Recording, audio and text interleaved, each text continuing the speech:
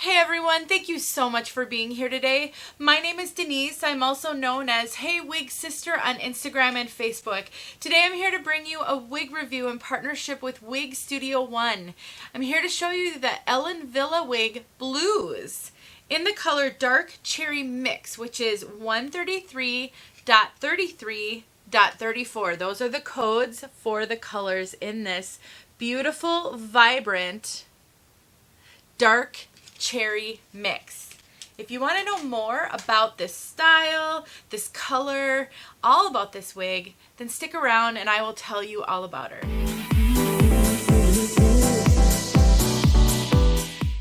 I am so happy to be partnering with Wig Studio One to bring you this style today. I love working with them. I've worked with them for a number of years and it's always fun when I get to try something different. They did send me this wig so that I could review it for all of you. Please check Wig Studio One out. They have a ton of resources. They have their online retail site, which is wigstudio1.com. They have a Facebook group with like double-digit thousands of women, and that's Wig Studio One Wig and Topper Support Group on Facebook. They're on Instagram. They're on all the social media. They have a lot of help and support, and they have a lot of reviewers, both regular and guest reviewers like me, so that you get to see wigs on tons of different women, which is so awesome. So please check them out, and I want to thank them publicly for their support of me and my channel and allowing me to try different things. All right, guys.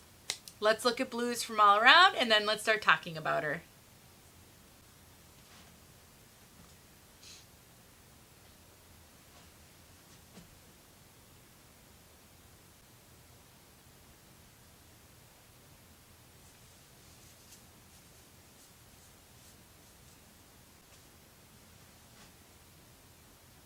This is a very low density, low permatease style. I want to just get something out right from the very beginning. I am a little bit of a bigger girl. I am 5'9" and I am at least 50 pounds overweight, maybe a little bit more than that even.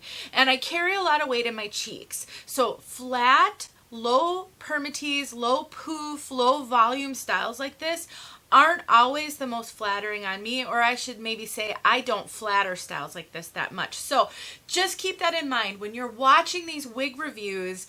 Not every style is perfect for every woman in every face shape.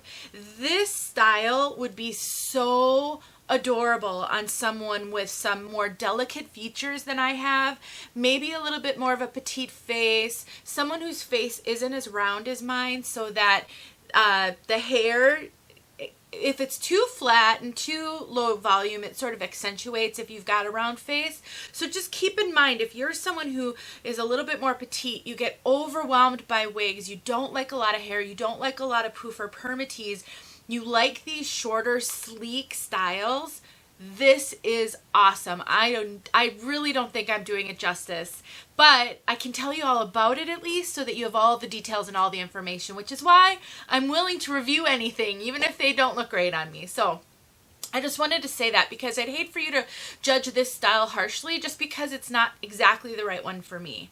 Let's talk about this wig. So this is, like I said, a very sleek, very polished style with very little permatease.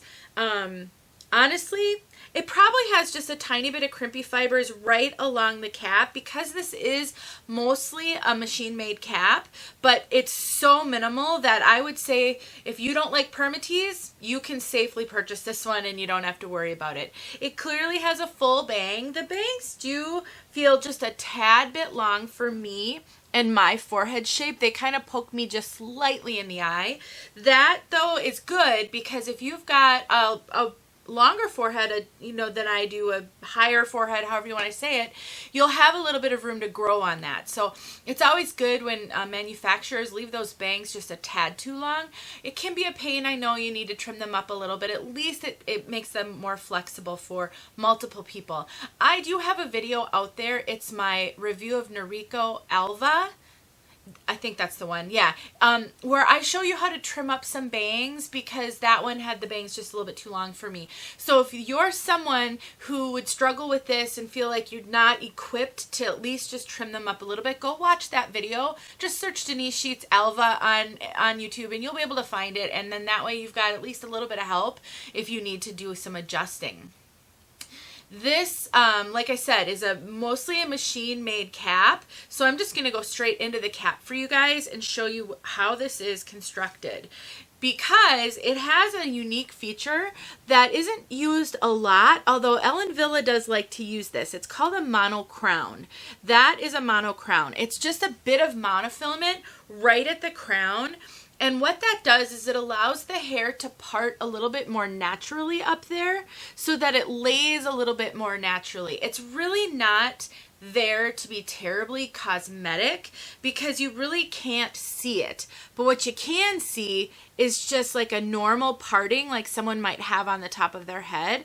And it helps so that if there is any permatease close to the cap, that gives the hair a place to part so you don't see visible permatease, which you don't on this one, and you wouldn't anyway just because there's so very little. This is actually a decent sized mono crown. I would say it's a little bit bigger than a quarter size, and sometimes they're super teeny, so that's actually a decent sized mono crown. Other than that, there is no lace front, no monofilament.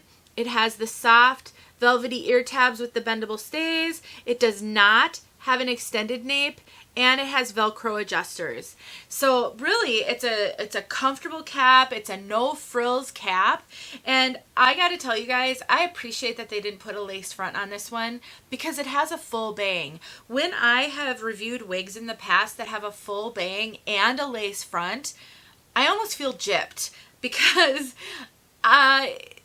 a lace front on a full bang wig is kind of a waste. You don't really see that lace front, but it increases the price.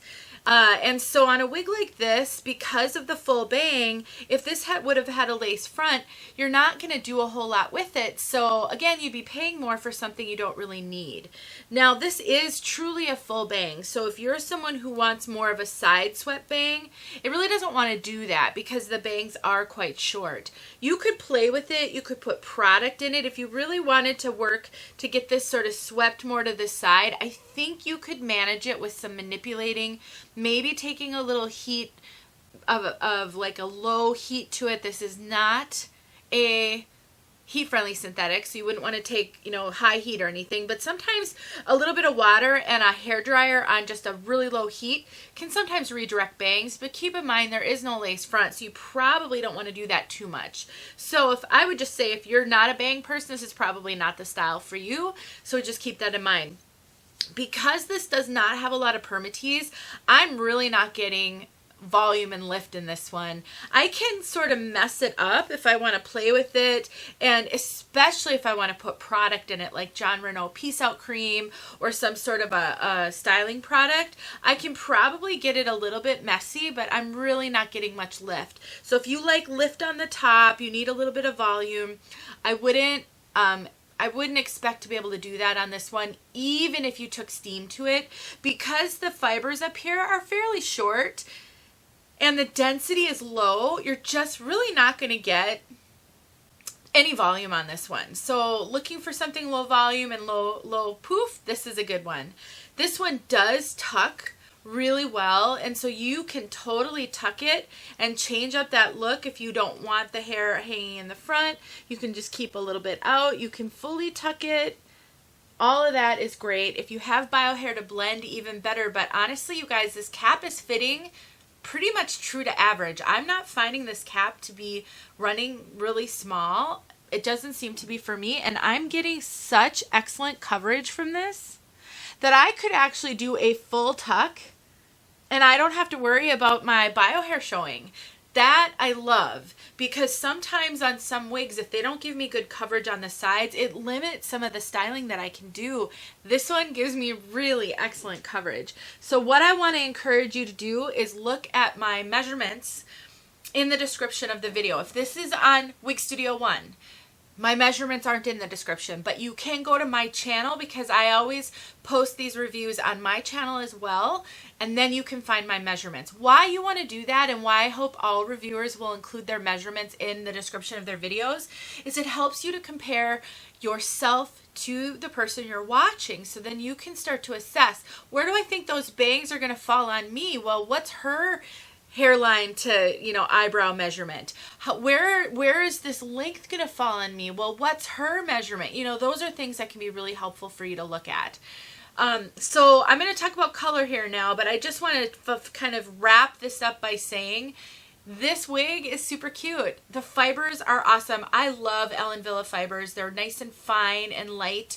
They're like somebody who has fine hair, but it's just perfect. I love the density of this one. If you're going for low density, then this one is for you without question. I love Ellen Wille wigs because I think they last a long time. I think this will be a workhorse. I really think this will be something you can wear for a very long time, every single day, and it's going to look great for months and months. I think this will be a workhorse for you. I own other Ellen Wille wigs that are workhorses, so I have a little bit of experience with that. The price point is really good. You can get this for under under $200, probably like $180, $175, depending on the coupons you can find. So it's a great price point. So all around, a really nice piece. Let's talk about this color. Dark. Let me grab the tag again so I can remind myself of the color number, the code. Dark Cherry Mix. I've never seen this one before. 133.33.4. Those are the color codes. Now, color codes can be super helpful, but they aren't always a perfect way to determine color. So why do I say that? 133 isn't actually a color. There's no color 133. It's usually when you see a code that's really not on the color chart, it's a blend of colors. That can be tricky. I do have a color index at my website, heywigsister.com. You can go there and look at all of the different color codes to try to start to educate yourself on color. That's going to be really helpful if you're new to the wig wearing journey. So the color breakdown, let me get up to the camera here. We will get outside. This is a dark burgundy red base. So you've got a dark burgundy red. It's blended with a dark auburn. So there's darker auburn running through and bright cherry red. It's not technically, let me take this off. So it's sometimes easier if I hold it up. I get out of this shot and you can kind of see it. So it's not technically rooted. There is no like darker rooting. The color blend goes all the way to the root. You can see vibrant cherry, you can see burgundy, you can see some almost just like standard dark brown. And there's no like super chunky highlights. It's very well sort of blended, but dynamic. It leans more on the sort of violet end of the spectrum. So when you look at this color, I'm seeing kind of a dark, vibrant, violety, cherry red. That's what I'm seeing when I look at these colors. But it's not unnatural. I would not consider this a fashion color. I would not think that this would be only one that somebody can wear who's comfortable wearing out their colors. This looks like it could, I mean, it looks like you probably had something done at a salon, but it looks very beautiful, very natural. If you love dark, reddish browns with, you know, leaning more toward purple, but it's not purple, then I think this could be a great color for you. It reminds me a little bit of John Renault Chocolate Cherry, kind of in that area. Just beautiful. Let's get outside so you can see this color outside. And I don't have an out of the box for you guys if you're on Wig Studio 1. If you're on my channel, I'll throw an out of the box on. And the reason I do that is because we can't upload the exact same video to two channels. YouTube will catch that. This is out of the box. I did nothing to it. It's truly like this. I didn't do anything to it. I didn't hang it upside down. I didn't really even have to really shake it out a whole lot. I kind of played with it with my hands and that's it. And that's what happens when you get a low density, low permatease wig. They tend to look really good out of the box. They tend to need very little intervention. So that's a plus.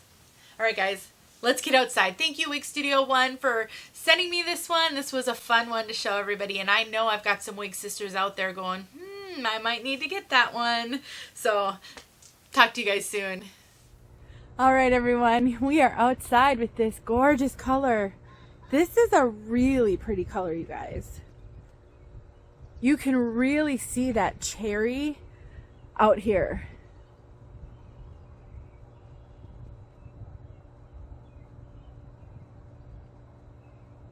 Again, no rooting.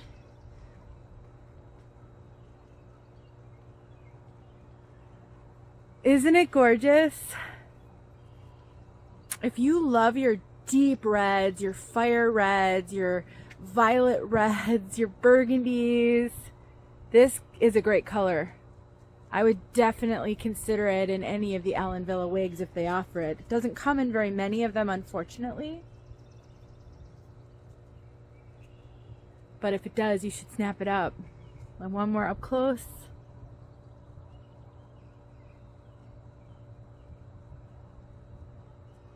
All right, everyone. Thank you so much for watching. I'll talk to you soon.